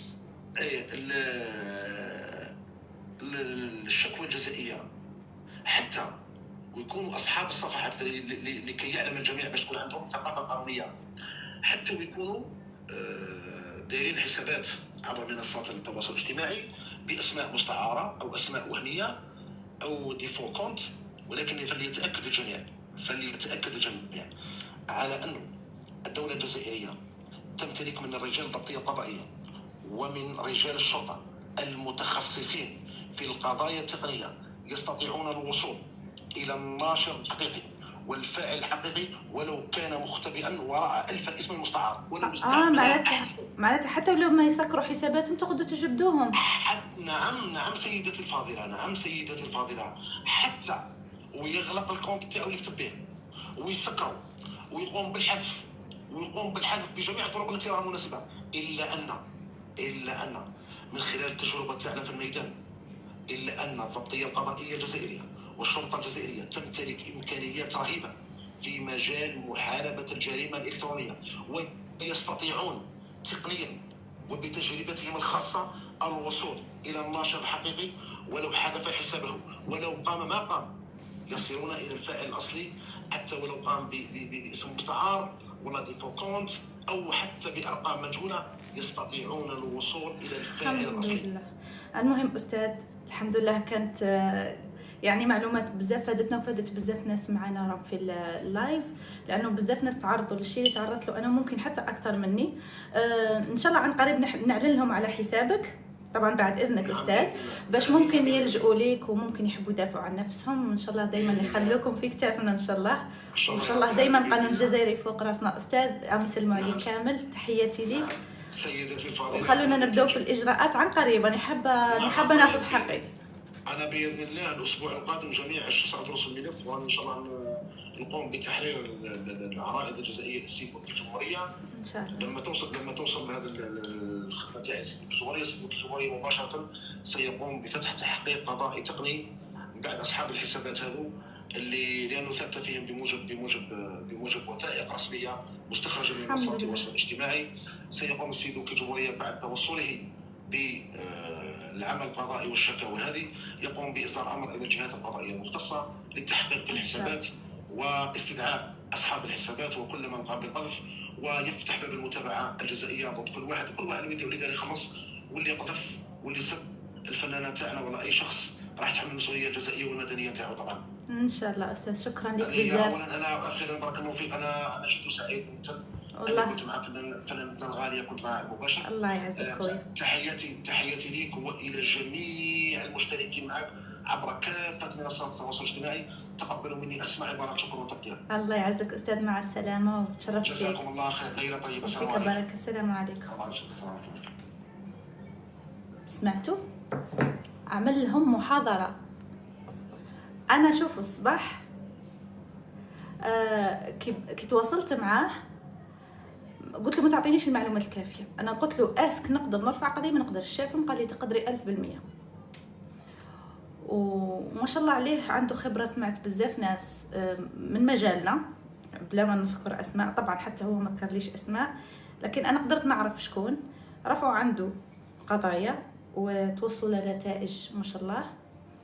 دونك انا علاش هدرت هذا الشيء علنا؟ باش يفهموا باللي الدوله هذه فيها قانون، وباللي اي واحد يهدر هضره لازم يتحمل مسؤوليتها. تمام؟ وكيما بزاف ناس كيما نقولوا ما قدرتش تجيب حقها، انا من نفسي نحط لكم الحساب تاعو طبعا بعد ما خذيت موافقته، باش نتوما تقدروا تاني تدافعوا على ارواحكم وتجيبوا حقكم، تسكتوا الناس. خاطر بزاف هضره كيما هكا انا وصلت حتى يوصل امي يهضروا لها، يعني كان غير جات الهضره تبقى تمشي برا وما تلحقش اهلي. برك راح نحط لكم حساب ان شاء الله بعد ايام برك نكمل الافتتاح ونكمل المشروع تاعنا ونحتفلوا به مع بعض وينزل في السوق. لا مسامح كريم، لا ما سامحش. وصاحبه الصفحه هذه اللي كتبت هكا راهي تقرعش في اللايف. زيدي حلي فمك دوك، زيدي حلي بتثبتي باللي صح راكي تتبعي فيه وراكي تهضري عليه. زيدي حلي فمك مهما وش كنت. انا مليحه عيانه، هذا الشيء بيني بين نفسي. ما جيت ما دخلت في حياه حد، ما كليت رزق حد، ما ضربت مع حد. وحتى المواضيع هذه اصلا ما تمس حتى واحد، يعني تمسني انا اوكي بس ما تمس حتى واحد. هاي صاحبه الصفحه لا لا لا لا ما هيش على باليش. هي صفحاتها على الانستغرام وبزاف صفحات. يعني انا دوكاني راح نرفع قضيه على زوج وبعدها نكمل مع هذا الزوج نروح لواحد نشفالو في رمضان. مليحه نحط له حد تاني، مليحه شويه كيما درت له هكا نعاود نديرو له هكا. جابوها لرواحهم والله خاطي، وتعرفوني عاقل وتعرفوني يغيظوني الناس وتعرفوني بلي ما نحبش زعما نفسد مستقبل بنادم. بصح انه يوصلوا هما ما يخموش فيا في روحي في سمعتي، وما يخموش ويقذفوا عادي. انا تاني من حقي، وما نقدرش نقول اسمها الصفحه هذه، والثاني ما نقدرش نقول اسمها، والثالث ما نقدرش نقول اسمه، والرابعه مازال نستنى فيها تزيد تبان. هكا يتربوا، هكا يقعدوا عبره. حتى اللي يتهمني، حتى اللي ماشي شرط يقذفني، برك يتهمني هكا يجي يقول سوء، والله يمعني كيما قال لك، تحس برك الشر عليك راحت عليهم. لا لا لا لا لا، ماشي ما اجملك بدون ميكا. ما يسهل نديرش عليهم. لا لا لا والله مانيش مقلقه، بالعكس انتم شايفين باللي ها يقول لكم الانسان هذا عنده اكسبيريونس كبيره في المجال، واكيد انا مش راح نقصد بنادم بعد هذه السنوات قاعد يتيك من الهضره، نقصد بنادم ما عندوش خبره. يعني كونوا شويه واقعيين. وجهك بريء الله يخليكم. المهم الحاضر يعلم الغيب، واللي يشوف اي ستوري والله اي منشور على اي منصه من مواقع التواصل الاجتماعي يعملها سكرين ويبعثها. عندي ادمنز وعندي ناس مختصه وعندي ناس في البرايفت راهي قاعده تتبع في اي ميساج يوصلني، تمام، واي سكرين شوت يوصل راح يجي لعندي باش نبعثه للمحامي. انا فاضيه وما ورايا شيء، ما عندي حتى حاجه كيما نقولوا تعييني. خلاص كل واحد يخدم في خدمته، المحامي يخدم في خدمته، انا نخدم في خدمتي. اللي عندي معاهم مشروع، يعني الفريق تاعي تاع مشروع الكوسميتيك والشركه تاعي رانا قاعدين نخدموا في خدمتنا. جمهوري قاعد يخدم في خدمته. الفريق السوسيتي هذه الشركه هذه اللي متكفله بمشروعي تاع الاكسسوارات اي تخدم في خدمتها. دونك كل واحد يخدم في خدمته.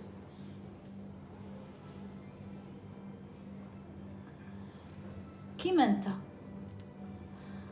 يلا خلونا نرجع شويه. اسمعوا، ما جاكوش فضول على الاغاني اللي رانا راح نديروها؟ طلعي مع مشهورين في التيك توك. الصراحه مش وقته اني يعني انا خرجت نهضر معاكم انتم، وبعد ان شاء الله نعاود نطلع. اغنيه جزائريه والثانيه مصريه.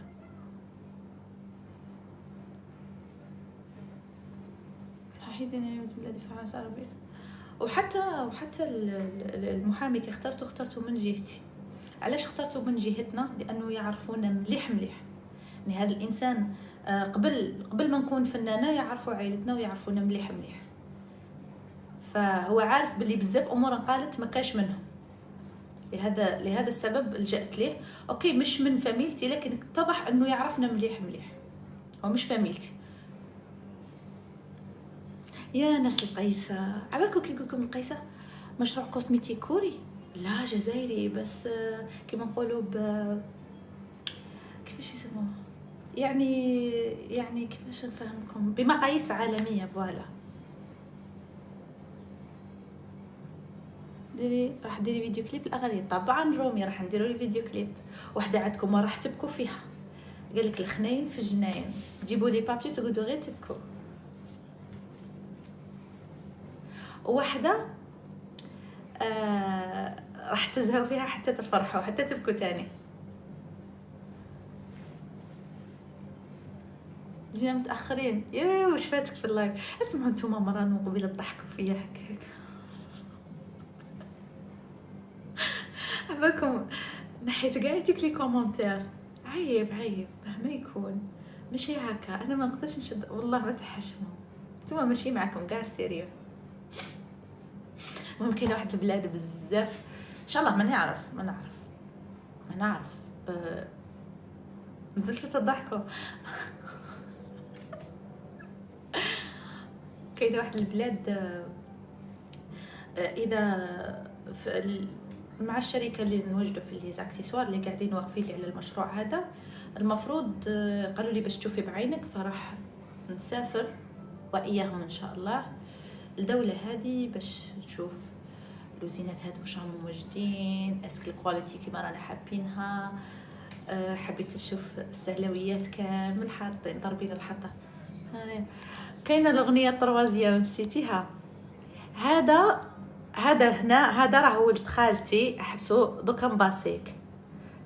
هذا لي بانغريت الكومونتير تاعو راه ولد خالتي. نسمعهم شويه. كاينه واحد الاغنيه كنت تسمعوها راح تهبلوا، لكن خايفه لانه مازال ما كملتش الاجراءات تاعها، خايفه دونك ما نقدرش نتحمس نسمع لكم شويه. لا ما نقدرش لازم حتى ما نزيتيهاش لانه ما تسجلتش او ما تنفذتش كامله. ما نقدرش. تخيلوا كي يجي يسجلها ما نقدرش يا اسامه، الله يرحمه. على كل حال خليها سربرايز. مع شكون راح تهوي؟ طارق قادم؟ لا، تحيه كبيره له الاستاذ طارق قادم. لا خليها. انا قلت لك ديري نو ما تسربيش بس. تحمست. المهم وشكون اللي مهتم بالشركه هذه، الشركه تاع اللي قلت لكم تقوم لكم بالمشروع ان شاء الله مع الايام هذه، راح برك تصدق لي معاهم واحد الحاجه ونتاكد من واحد الحاجه ان شاء الله راح نعلن لكم عليها. انا مهتم. انا مهتم والله. يتبعوا معاكم من البدايه، تتجمعوا معاهم، تحس روحك في وسط عائلتك. ناس ما شاء الله محترفين، عندهم اكسبيرينس، ناس شايفين، ناس يقدروا ينصحوك ويعاونوك. اونت غيرك في وسط عائلتك، تخيلوا شغل باباك وماماك واختك واخوك اللي يحبوا لك صلاحك واقفين معاك وعارفين واش عندك واش ما عندكش، ويبداو يعاونوا فيك على حساب ميزانيتك. زعما هذه تصلح لك، اصبر. زعما هذه لا نعملوا لك هكا، واش رايك فيها هكا؟ شوف السوق واش فيه، خلونا نديروا. دونك هذا بزاف راح يساعدكم ايا كان مشروعكم. الموضوع تبع اللباس سليمه، الاشاعه اللي خرجت انه راجلها حبس عليها الفن ودار لها مشروع تاع لبسه وتا ومش عارفه غير يطيروا، نو فايلولي معليش ان شاء الله. بصح ما كاش منها. عندي زوج مشاريع ما لهمش علاقه، ولا واحد عملهم لي، عملتهم بنفسي. واحد تاع كوسميتيك هاد الايامات راح تشوفوا الحفل وتفرحوا به وينزل للاسواق، وواحد تاع كشم حاجب مازال خويا عبدو كي نديرهم ان شاء الله نعيط لكم. وواحد تاع لي زاكسيسوار. ما شاء الله بزاف مهتمين. ان شاء الله نتمنى لكم كل التوفيق. ان شاء الله هذه الشركه راح تفيدكم بزاف، برك نتاكد من مصداقيتها. وراح ديري حفل افتتاح يس very soon. راح تعاونكم هذه الشركه ونتمنى لكم كلكم تديروا مشاريعكم الخاصه وهذه الشركه راح تساعدكم. علمهم حب المهنه في كل حاجه. ما فهمتش وانما ايه صح، المهنه كي ما تكونيش تحبيها عمرك ما راح تنجحي فيها. انا نحب نكون بزنس وومن.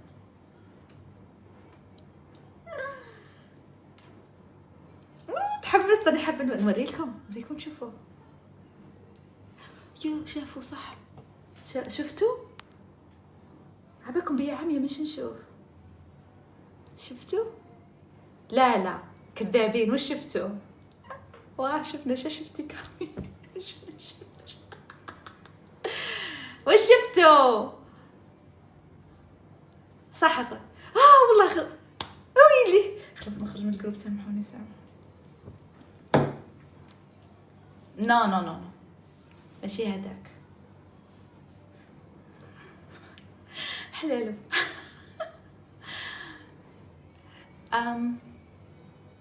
دوكا هذه هي. الله عليك الله. الواتساب منا راه مقلب الواتساب. ياس والله فرح. اذا في الجزائر ماذا بيا.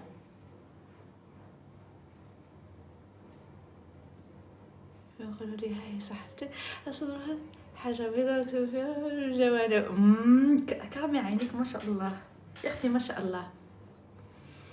وراها غوبه باب توحشتها غوبه باب. لا تكونوا يعرفوا باللي نحبك بزاف يا عمري، حتى انا اي لاف يو. قلت لكم ان شاء الله من بعد ما نعمل الافتتاح وتحضروا معانا، ودايرته حاجه برايفت بزاف غير القراب يعني. يعني دبرتها بلاصه، شو يكتب شو خصو دبرتها بلاصه دقيقه برك.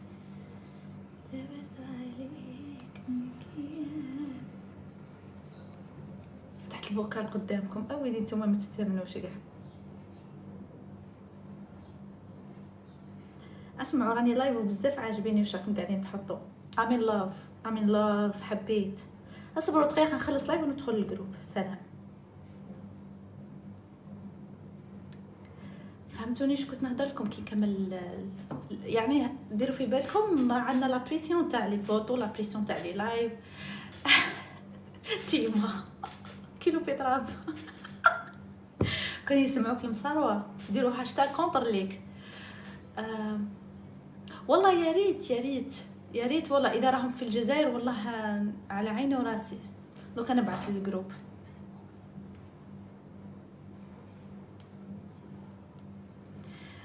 اذا راكم معايا في اللايف راهم طالبوا بفرح وشاهيناز وايمان وحابينهم يكونوا معنا. اذا راهم في الجزائر نبعثوا لهم دعوه ان شاء الله يشرفونا. راهم على حسب ظروفهم، راهم اغلبهم ما همش في الجزائر، اللي نحكوا معاهم نلقوهم برا. شفتوا كيفاش؟ شفتوا باللي كيف فتحت معكم لايف اعطيتوني فكره. والله بيا بعيد على فرح بدبي، شاهيناز في قطر، اي كلهم برا الجزائر كلهم. حتى انا كان مش الشغل هذا والله ما نكون هنا. يلا المهم، لا انا عملته صراحه للبنات وبنات الجزائريات، بيني بينهم فقط.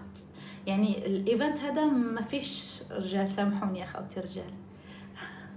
انا مع البنات وبرك. ان شاء الله كي ندير ايفنت الكبير ان شاء الله نجيب من المغرب العربي ومن الوطن العربي بخوابه. ها شفتوا باللي نلبي لكم طلباتكم. بصح راكم قلتوا انتم راهم برا، احنا نجوزوا لهم العرضه ان شاء الله. كانوا في الجزائر على العين وعلى الراس، مش كيتشك في الوقت لانه قرب بزاف. كان ما كانوش في الجزائر ان شاء الله فرصه اخرى نلتقى ببنات بلادي، سواء هنا ولا كي نرجع لتركيا. يعني ما بقاليش تاني نخلص نكمل سفري اللي بعد الايفنت هذا اللي راح ترافقوني فيه، وراح نرافقوا مع بعض. تيما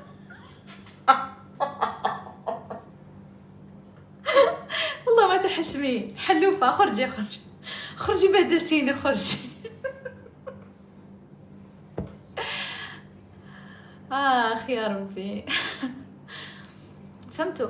ان شاء الله بعد ما نخلص وتشوفوا مع بعضكم المصداقيه تاع الشركه هذه، يعني راح نقيموها كلنا مع بعض ان شاء الله. راح نرجع لتركيا. اوكي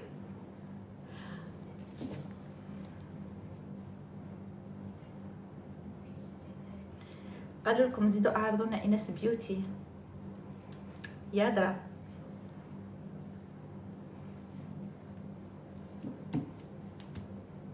لا فروحه ما شاء الله عليها، ما شاء الله عليها فروحه، كلاس شابه، انسانه حقانيه. حتى ايفا نحسها اختي. ايفا في ملامح تشبه صح، والله بالك انا راني نزيد عليها. ايفا ما تحسوهاش اختي؟ شاهيناز بزاف بريئه، نيه بزاف صح. تحسوها اختي ايفا، فيها ملامح مني. ايفا اختي راهي خلاص، هذيك اختي هي مش عارفه بس. شوفوا كلهم الجزائريات اللي راحوا القسم ونصيب، كلهم الوحده احلى من الثانيه، كل وحده عندها جمالها هكا الخاص. ما كاش وحده جزائريه راحت وقلنا عليها ايوه. لا فرح حقانيه، ايمان حقانيه، شاهيناز نيه بزاف نيه. شاهيناز شغل غالبتها الطيبه تاعنا، مش هذيك اللي تحب تكون مليحه مع الكل وتحب تكون يعني ما مش تاع مشاكل وهكاك. فرح الجمال راهي في الجزائر. وفرح سمارة بيان سور. قلت لك فرح يا عمري، فرح عمرها طويل راني غير نحكي عليها. ويحيى سمارة، الأميرة سمارة نعرضوها تانيك بزاف هايلة. هذيك شبيهتي، هذيك بزاف هايلة. بون القائمة اللي عملوها هي مش أنا اللي عملتها 100%، أنا اخترت الناس اللي على تواصل اوريدي معاهم، لكن في ناس والله غير I promise يا عمري I promise نبعت لهم. والله يعني راكم شفتوا بعينكم، يعني بعت في البرايفت، يعني قلت بلي نعرضهم ونبعت لهم. واللي ما نبعت لهمش كما نقولوا، واللي ما يكونوش اللي نبعت لهم وما يكونوش، فوالا خانتني شويه اللهجه، واللي نبعت لهم وما يكونوش راح نبعت لهم الجيفت تاعهم حتى لعندهم. تمام خلاص راضيين هكا؟ تقولوش بلي بنات بلادي ما حوستش عليهم. انا بلاد بلادي وين ما يكونوا نحوس عليهم، ماذا بيا كامل نلمهم. انا اخوك واش ندير لك؟ شفتوا بلي عمري في حياتي ما خليها في خاطر حد. بما انه الفريق نتاعي او الفريقين راهم في اللايف، وش رايكم نعملوا كونكور للجمهور ونبعثوا لهم جيفت هكا، سواء من مساحيق التجميل او من الشيء اللي راح ننزلوه، مش حابه نحكي لي على الميديا، مع ايفون رومي. صبروا ندير نصورها.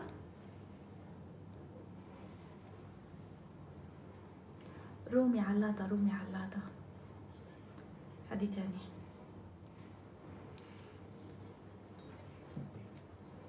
كل حاجة راكم تقولوا فيها رانا نبعتوا فيها.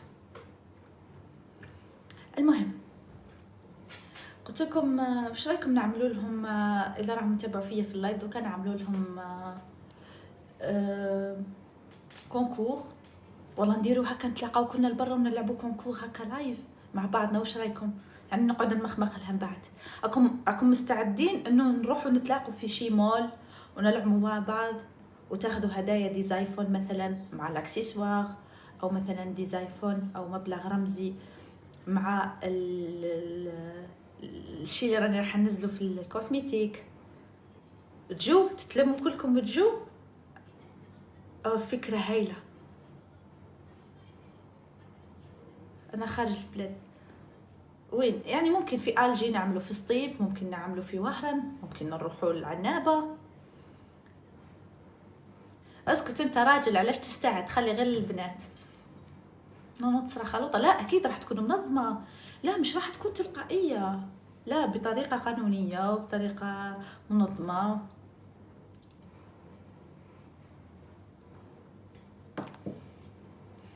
في الجي عنابة.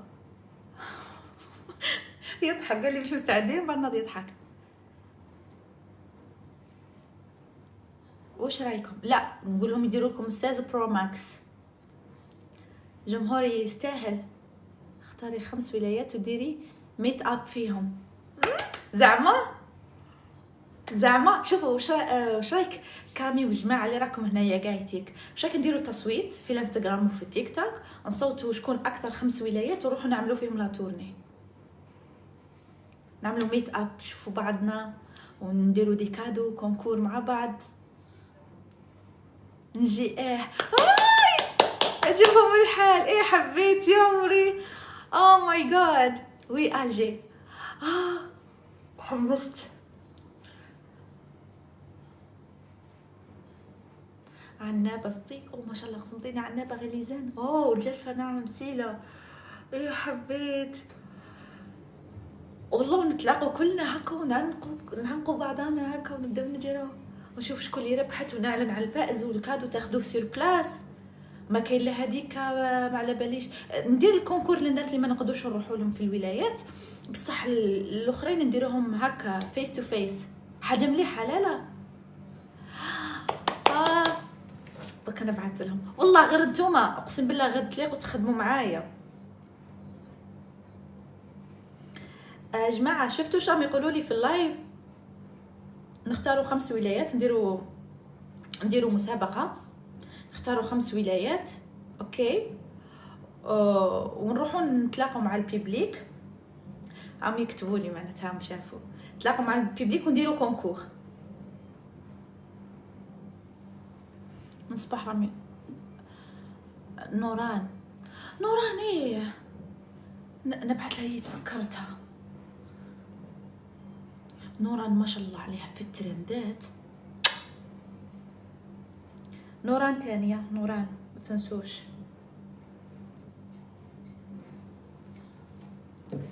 وتشوف الجلفة عين دفلة، ما شاء الله ما شاء الله. نوران حبيبة القلب، يعني هذيك نمبر 1 بور موا كيما نقولوا لي تشالنج تاع التيك توك. تعرفوني انا قليل وين نهدر زعما، اوكي نحب الجميع لانه ما عندي مشكله مع حتى حد، بس كي نقول لكم واحد هذاك نمبر 1 سيكو نمبر 1، وديجا نتوما على بالكم بها. بسعاده، لا بسعاده ولايتي هذيك بلا ما تقولوها لي باينه. شوفوا نقسم الشهادة على شركاتي الاثنين، يعني نديروا مثلا يوم فيما يخص الكوزميتيك كونكور، نرجع عندكم كونكور واحد اخر فيما يخص لي زاكسيسوار، اي ولا لا. والهدايا يعني هم يوفروا هدايا، 2 ولايات من الشرق و2 من الغرب، بس ديري العاصمه باش تكون اوكي، باش تكون شنو، ما حبش يكبر الكومنتير ورقله. والجنوب اكيد شوفوا الجنوب راني حابه ندير في كاش ولايه باش نتلموا كامل ونبريباريو لها قبل مع بعض، يعني ندخل وتساعدوني نتوما. تيجي يا عمري. شوفوا اختي وزابت لي، شوفوا قالت لي شبه لك، وي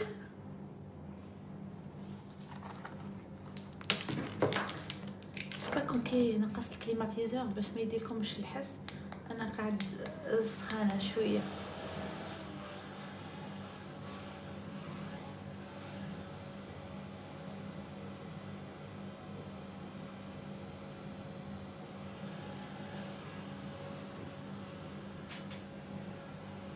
عليكم السلام. دقيقه برك والله عييت من الهضره، ساعه وانا هاو راكي هنا راحي. علاش ما قلتيليش؟ شوفي سوسو راهي هنا. غادي نتفرج فيك الشاشه الصغيره. شاشه صغيره. ارواحي ما تحبش يشوفوك زعما؟ راكي جميله.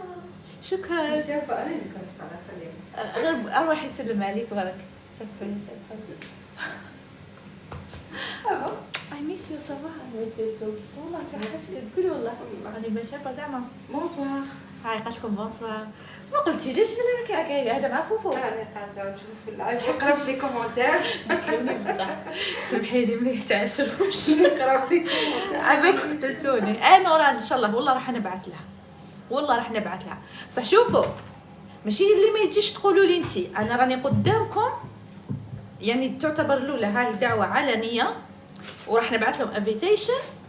بعد اذا ما جاوش اللوم ماشي عليا، عليهم انا خاطيني، انتم طلبتونا انا راح نقول لهم.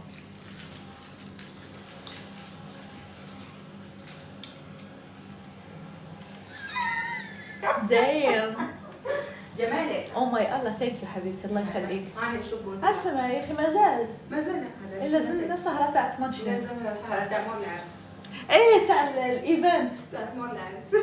نطاقيهم كاع اللي جاو نقول لهم انا راح نبدا نسجل. عارفه كيف بلوكوني كاع. لا بعيد الشر، لا مستحيل. انتم اكتبوا لي في الخاص، وكاين الفريق تاعي راه قاعد يشوف. تعبت اليوم.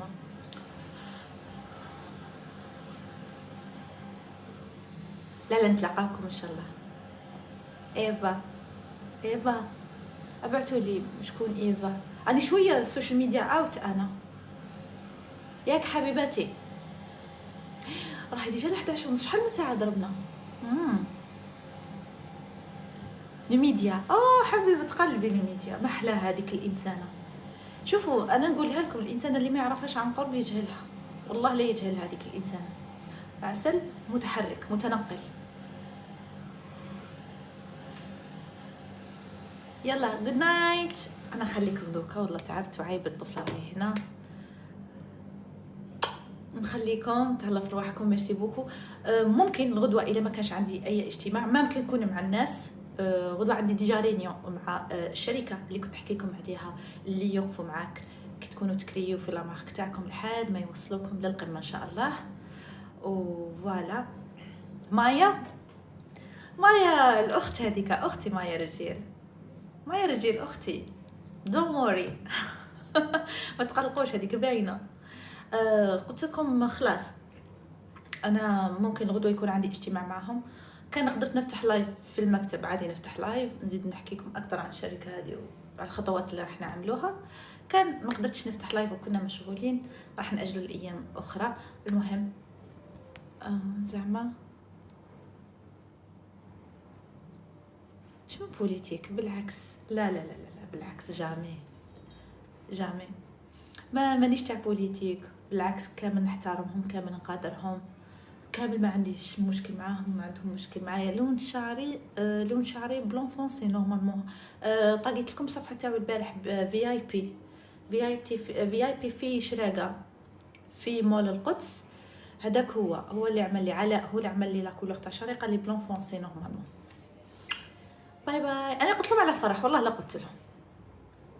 تهلا في رواحكم ونريسبكتي كامل المشاهير والغير المشاهير والكبير والصغير، الا اللي ماشي مليح اقسم بالله.